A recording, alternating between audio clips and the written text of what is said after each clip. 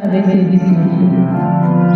Judas, qui le livrait, connaissait l'endroit lui aussi, car Jésus et ses disciples s'y étaient souvent réunis.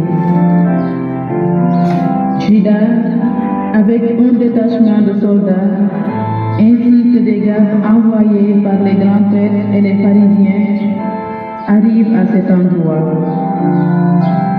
Ils avaient des lanternes, des torches et des armes. Alors Jésus, sachant tout ce qui allait lui arriver, s'avança et lui dit: Qui cherchez-vous? Il lui répondit: Jésus de Nazareth. Il leur dit: C'est moi, je le suis. Judas, qui le livrait, se tenait avec eux. Quand Jésus leur répondit: C'est moi, je le suis, ils reculèrent et ils tombèrent à terre.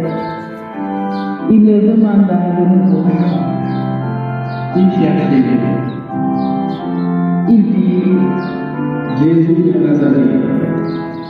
Jésus répondit: Je vous l'ai dit, c'est moi, je le suis. Si c'est vraiment que vous cherchez, cela, laissez-les partir. Ainsi s'accomplissait la parole qu'il avait dite: Je n'ai perdu aucun de ce que tu m'as donné. Or, Simon-Pierre avait une épée. Il la tira, frappa le serviteur du grand prêtre et lui coupa l'oreille droite. Le nom de ce serviteur était Malchus.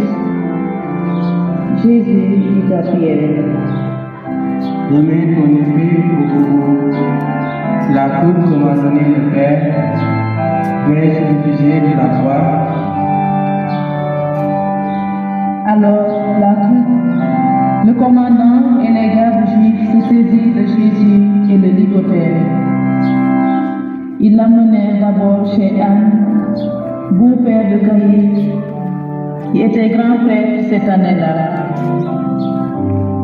Caïphe était celui qui avait donné aux Juifs ce conseil: Il vaut mieux qu'un seul homme meure pour le peuple. Or, Simon-Pierre, ainsi que notre disciple, suivait Jésus. Comme ce disciple était connu du grand prêtre, il entra avec Jésus dans le palais du grand prêtre.